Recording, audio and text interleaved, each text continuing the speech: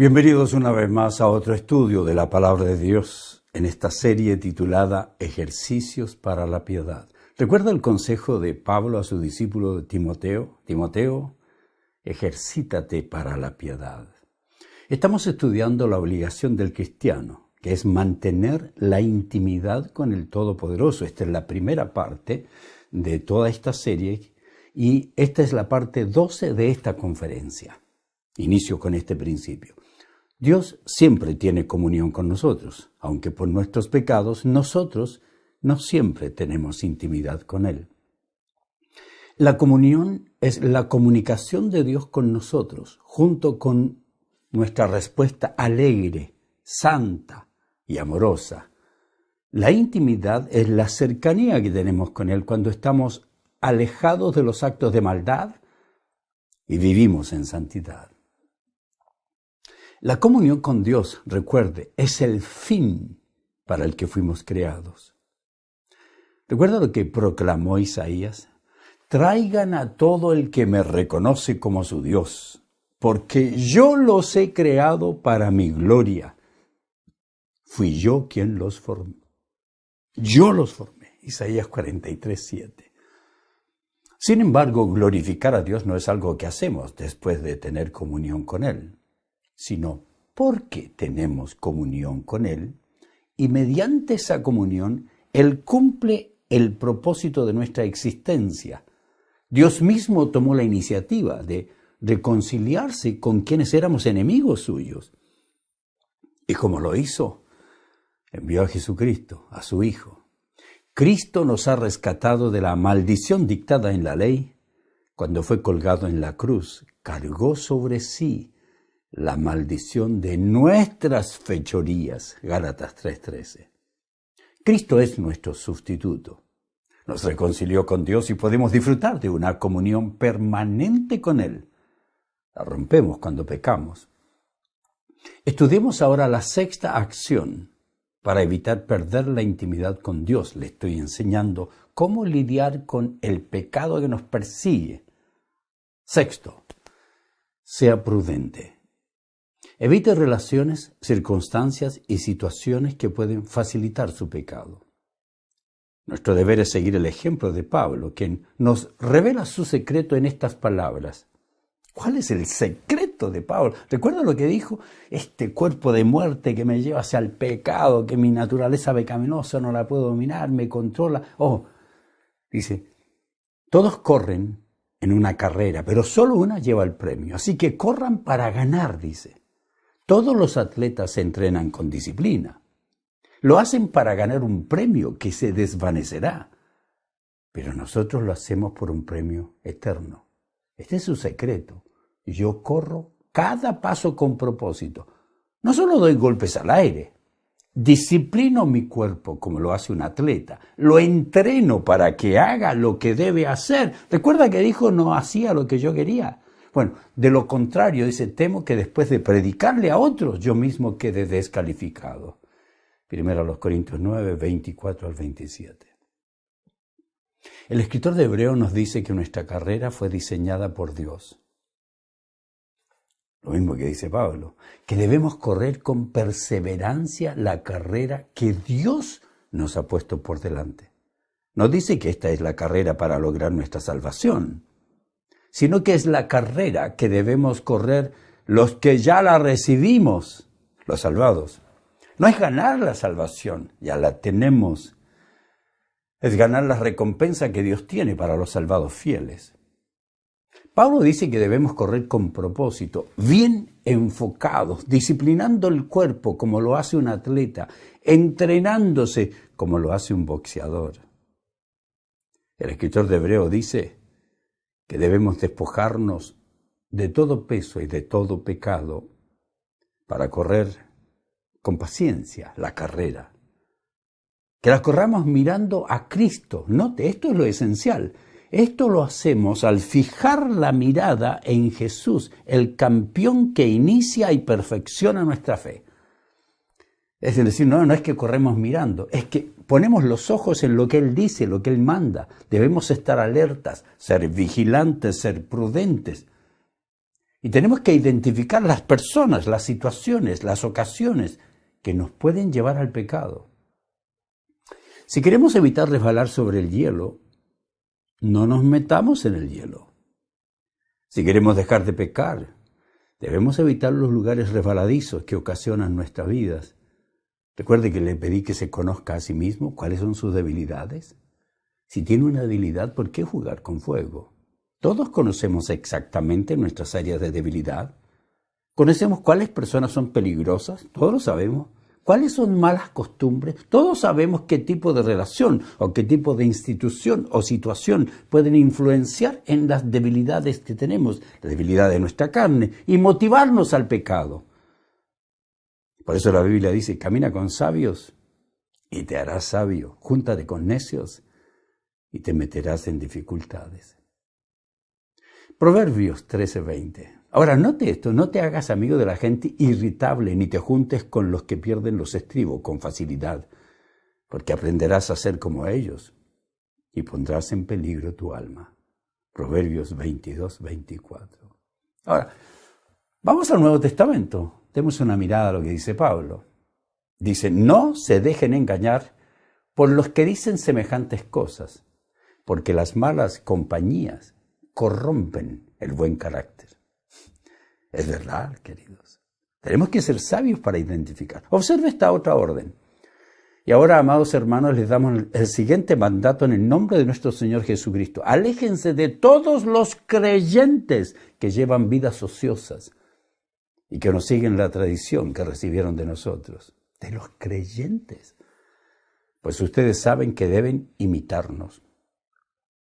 No estuvimos sin hacer nada cuando los visitamos a ustedes. No fuimos vagos, flojos. En ningún momento aceptamos comida de nadie sin pagarla.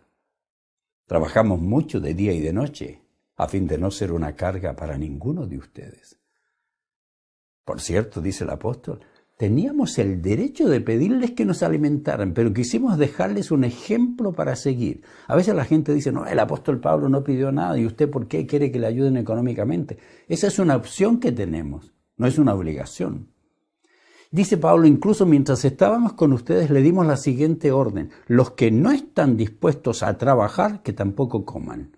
Qué duro, ¿eh? Las malas conversaciones, las malas compañías, aún dentro del templo.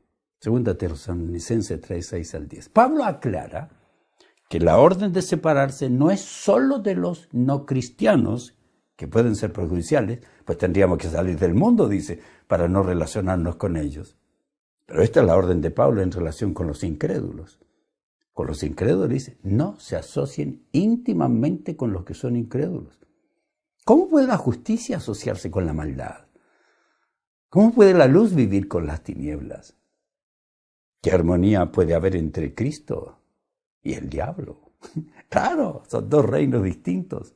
Puede ser su mejor amigo, pero es hijo del diablo. Si tienes costumbres indebidas, no lo acepte. ¿Cómo puede un creyente asociarse con un incrédulo? Dice Pablo. ¿Y qué clase de unión puede haber entre el templo de Dios y los ídolos? Pues nosotros somos el templo del Dios viviente. Segunda los Corintios 6:14 y segunda Tesalonicenses 3:6. Con referencia a las malas amistades cristianas ahora. ¿Qué dice Pablo? Dice, cuando les escribí anteriormente les dije que no se relacionaran con personas que se entregan al pecado sexual. Pero no me refería a los incrédulos que se entregan al pecado sexual, o son avaros, o estafadores, o rinden culto a los ídolos. No, dice, uno tendría que salir de este mundo para evitar gente como esa. Es real, Pablo, ¿cierto? Y luego agrega, lo que quise decir es que no se relacionen con ninguno que afirma ser creyente y aún así se entrega al pecado sexual, o es avaro, o rinde culto a ídolos, o insulta, o es borracho o estafador. Ni siquiera coman con esa gente. Primero los Corintios 5, versículo 11, ni siquiera coman con esa gente. Tristemente, muchos no se dan cuenta de cuán poderosas son las influencias en sus vidas de otras personas. Pero la Biblia nos advierte del peligro. Todos somos fácilmente influenciados por lo que leemos en Facebook, en Twitter, lo que vemos en YouTube, Hay personas que pasan el día en el teléfono viendo tonterías. La verdad es que no todo es malo, pero no todos saben distinguir lo malo y saben rechazar lo malo, aceptar lo bueno. Séptima orden. Sea proactivo. Identifique el pecado cuando se inicia la tentación. Estas son técnicas para enfrentar el pecado. El creyente sabio debe estar siempre atento frente a las primeras señales de pecado. Somos más efectivos para controlar la tendencia hacia el pecado si nos levantamos con firmeza y poder cuando nuestra carne haga los primeros intentos de seducirnos. Sí, podemos detener el flujo de agua cuando está goteando, pero será imposible cuando se nos venga un río encima. Por eso tenemos que ser prudentes.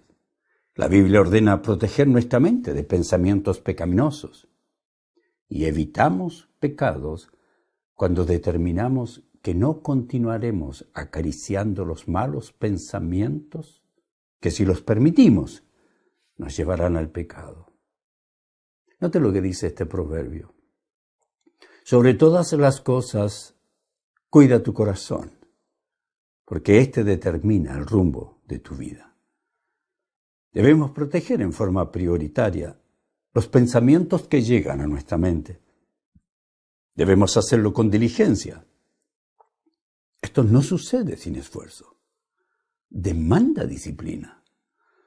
La versión Reina Valera 95 capta bien esta orden de Pablo con estas palabras, cuando dice: aunque andamos en la carne, no militamos según la carne, porque las armas de nuestra milicia no son carnales, sino poderosas en Dios para la destrucción de fortalezas, derribando argumentos y toda altivez que se levanta contra el conocimiento de Dios y llevando cautivo todo pensamiento a la obediencia a Cristo, y estando prontos a castigar toda desobediencia cuando vuestra obediencia sea perfecta.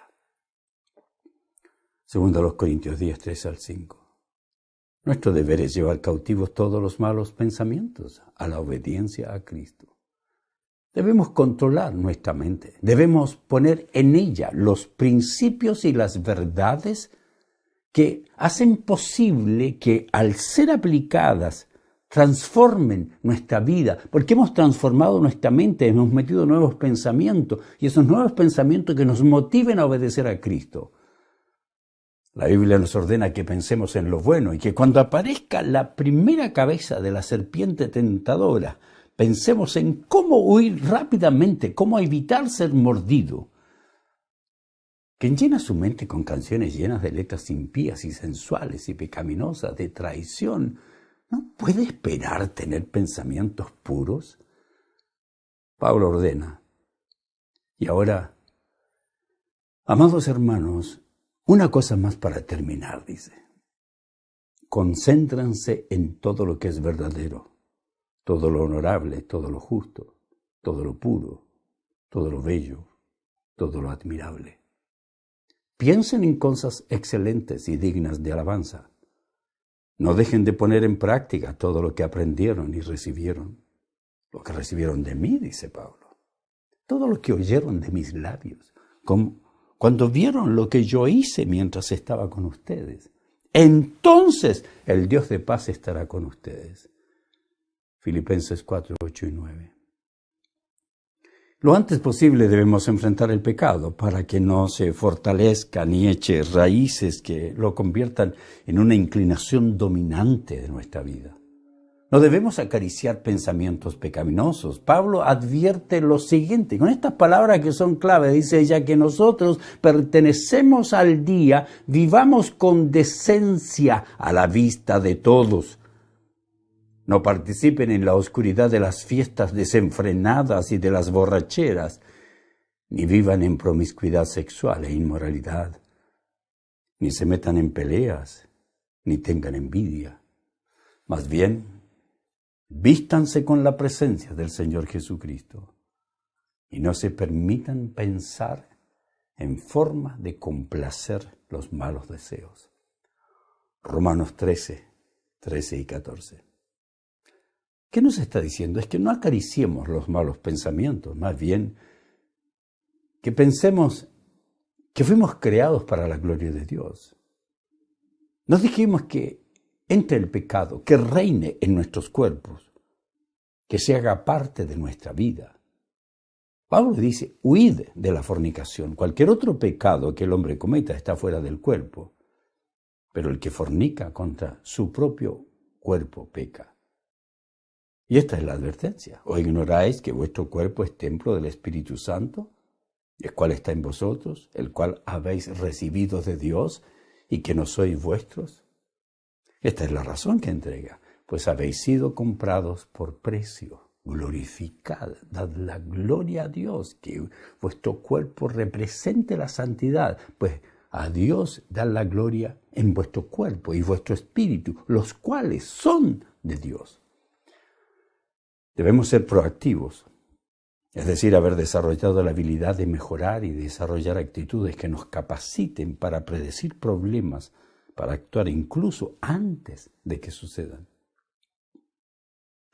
Un proverbio dice, el prudente ve el mal y se esconde, pero los ingenuos pasan y reciben el daño. Otro proverbio dice, el prudente se anticipa al peligro y toma precauciones.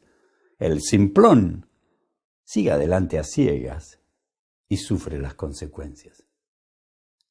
Esa es la razón por la cual debemos ser proactivos, anticipar el peligro, darnos cuenta cuándo viene la tentación, aunque en el momento estemos firmes. Pablo escribe, si ustedes piensan que están firmes, tengan cuidado de no caer. Las tentaciones que enfrentan en su vida no son distintas de las que otros atraviesan. Y Dios es fiel. Dios es fiel, dice. No permitirá que la tentación sea mayor de lo que puedan soportar. Cuando sean tentados, Él les mostrará una salida para que puedan resistir. Frente a toda tentación, Dios nos muestra salidas. El problema es que a veces no nos gusta la salida. Déjeme hacer un resumen de tan importante tema. Dios siempre está en comunión, pero nosotros no siempre tenemos intimidad con Él. Como hijos de Dios, debemos bautizarnos, declarando con ese acto que hemos sido reconciliados con Dios y que Jesucristo es nuestro Salvador y será nuestro Señor. Eso es lo que estamos proclamando. El bautismo no nos salva, porque fuimos salvados, nos bautizamos. Y debemos participar de la cena del Señor o la comunión, porque debemos siempre mantener en mente la maravillosa obra que fue de Cristo, que fue efectiva en nosotros y que sigue siendo efectiva para todos los que se acercan a Él. Dice, hasta que Él venga, seguimos proclamando que Él es un Dios maravilloso que sigue salvando. Nosotros, dice, tengan en su mente el sacrificio de Cristo, porque somos parte del cuerpo de Cristo, su iglesia, y por ello debemos tener comunión con la familia de Dios.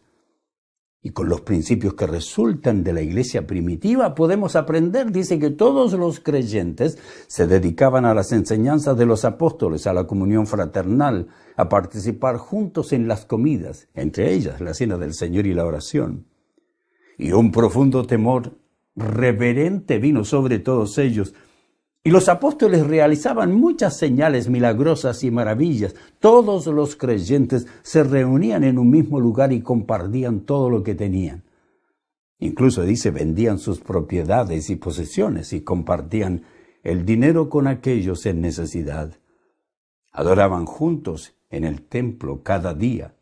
Se reunían en casas para la cena del Señor y compartían sus comidas con gran gozo y generosidad. Todo el tiempo alabando a Dios y disfrutando de la buena voluntad de toda la gente, dice. Note lo que hacía el Señor, y cada día el Señor agregaba a esa comunidad cristiana los que iban siendo salvos. Note lo que hacían. Todos los creyentes se dedicaban a las enseñanzas de los apóstoles. Y se usa la palabra griega que significa devoto. Todos los creyentes eran devotos. Y se define así a quienes decidieron aferrarse, negarse a soltar, Se aferraron a la palabra de Dios, no a una hora de cánticos y a un momento de estudio de motivación. Esta comunión tiene que ver con las personas que se relacionan entre sí, utilizando sus recursos, personas que se dedican a estudiar la verdad, que participan de la cena del Señor, que se han bautizado, que participan de las oraciones, que utilizan sus dones, sus talentos, su dinero, sus profesiones, sus manos, sus pies, sus gargantas, para adorar, con obras, con palabras, para proclamar su fe, para vivirla, para mostrar su amor de los unos por los otros en forma práctica. La comunión es la verdad de que Dios viene a nosotros en amor y que nosotros respondemos con gozo a todas las muestras de su amor porque Cristo nos permite esta comunión. Respondemos a lo que Él es y respondemos con amor al ofrecimiento de su permanente comunión, aunque a veces puede venir con una vara de disciplina. Pero incluso en nuestras lágrimas podemos regocijarnos en la disciplina amorosa del Padre. La comunión con Dios se manifiesta en su amor, que a veces incluye reprensiones y disciplina, porque Dios está pendiente de lo que hacemos. Pues siempre quiere que mantengamos la intimidad con Él, y cuando la queremos romper nos exhorta, nos disciplina. Ven, no te alejes. Mi conclusión es que cuando sea tentado, huya de la tentación. Cuando la tentación haya pasado, no viva descuidado. Cuando haya caído, corra a los brazos de Cristo para su confesión y perdón. Y cuando haya sido perdonado, no se descuide, no confíe que ya tuvo victoria. Manténgase en intimidad con el Todopoderoso para que desarrolle su temor y ame más al Salvador y ame más la salvación que por gracia le fue entregada, ame más que las ofertas engañosas del pecado y de Satanás, el rey de la maldad y agente destructor de nuestra intimidad. Es esencial que mantengamos la intimidad con Dios. Él siempre quiere estar en comunión con nosotros. Aprendamos a responder bien a nuestro Dios Todopoderoso.